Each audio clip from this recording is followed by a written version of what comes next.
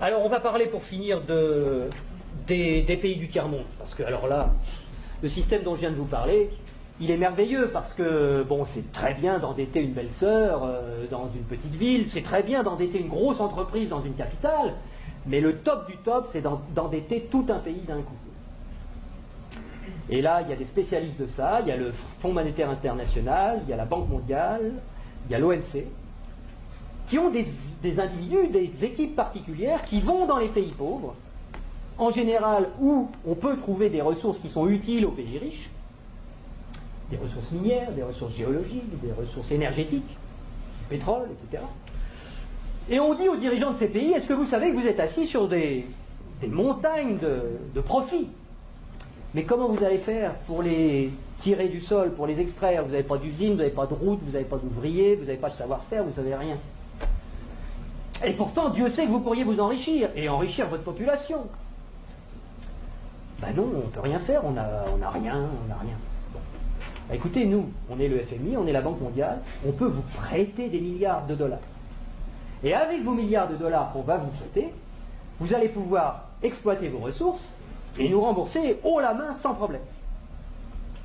Mais il y a une petite clause dans le contrat de prêt, et de toute façon vous ne pouvez pas y couper, c'est que vous allez avoir besoin de routes, vous allez avoir besoin d'un port pour que les pétroliers puissent aborder, vous allez avoir besoin d'un pipeline pour aller des puits de pétrole au port, vous allez avoir besoin de soldats pour protéger le pipeline des terroristes, donc on amènera aussi quelques soldats, et vous allez avoir besoin de beaucoup d'argent pour financer tout ça. Et à qui vous allez acheter tout ça? Où sont vos entreprises? Mais on vous a dit, on n'a pas d'entreprise. Ah bon? Ben écoutez, c'est pas grave, nous on en a.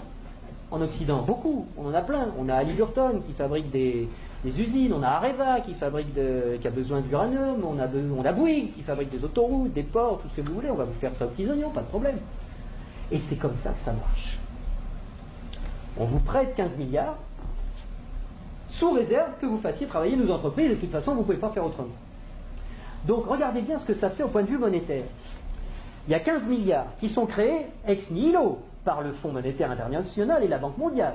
Le Fonds monétaire international, c'est un organisme qui récupère quelques dépôts de la plupart des pays de la planète qui servent de garantie pour faire des crédits, des prêts aux pays sous-développés. Donc il y a 15 milliards qui partent de la Banque mondiale et qui vont sur les comptes du pays sous-développé. Et aussitôt ces 15 milliards-là qui sont dans le pays pauvre, ils retournent dans le pays riche pour aller payer des entreprises occidentales qui vont dans le pays pauvre faire du boulot, construire des trucs. Du point de vue du pays riche, quand vous allez vendre des produits et des services dans un pays pauvre à l'étranger, pour vous, c'est quoi? C'est des exportations ou des importations? Des exportations. Voilà. Je vais aller exporter une usine, Areva, moi français. J'exporte une usine, j'exporte du travail, j'exporte des chars, j'exporte des fusils, j'exporte des outils, de l'outillage. Donc, ce qui est génial, c'est que les 15 milliards qui sont partis des pays occidentaux, qui sont allés dans le pays pauvre, il y a des services qui sont exportés par les pays occidentaux envers les pays pauvres, et l'argent, qu'est-ce qu'il fait? Il revient dans les pays riches, les 15 milliards, ils reviennent. Bon. Et donc les 15 milliards, c'est comme si on avait eu une belle sœur qui avait emprunté 15 milliards et qui nous les distribue, puisque les ouvriers des entreprises des pays occidentaux, les actionnaires des entreprises des pays occidentaux, ils vont avoir plus d'argent grâce à ces 15 milliards qui reviennent. Donc ils vont les dépenser dans l'économie, ça nous fait des transactions nouvelles, de l'emploi nouveau, qui va ruisseler dans notre économie. Mais c'est pas tout à fait comme si c'était des belles-sœurs qui les avaient empruntées, parce que les belles-sœurs, il aurait fallu qu'elles rendent les intérêts, et donc qu'elles reprennent leur argent, et qu'elles en reprennent le double, et que nous, on ait des nouveaux emprunteurs qui arrivent pour payer les intérêts des nouvelles belles-sœurs. Là, non. C'est qui la belle-sœur qui paye les intérêts? C'est les pauvres. C'est les pays sous-développés. Et donc, on a été leur construire des trucs qui vont nous permettre d'exploiter leur richesse. On a eu de la monnaie en plus qu'on a créée nous-mêmes en la faisant passer par les pays pauvres, mais qui revient chez nous net d'intérêts. Et qui paye la dette, qui paye les intérêts, c'est le pays pauvre. Et ils ont deux solutions. Soit ils empruntent à nouveau le montant des intérêts pour pouvoir nous les rembourser, ce qui double leur dette.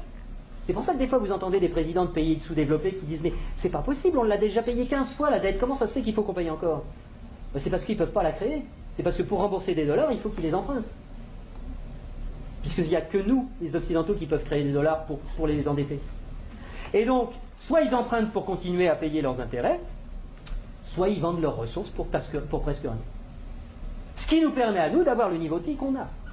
Et d'avoir les ressources des pays sous-développés, qu'on a bien choisis parce qu'ils étaient riches en ressources dont on a besoin, et d'avoir le niveau de vie qu'on a, et d'avoir de l'essence pas chère, et d'avoir des iPhones pas chers, etc. C'est grâce à ça.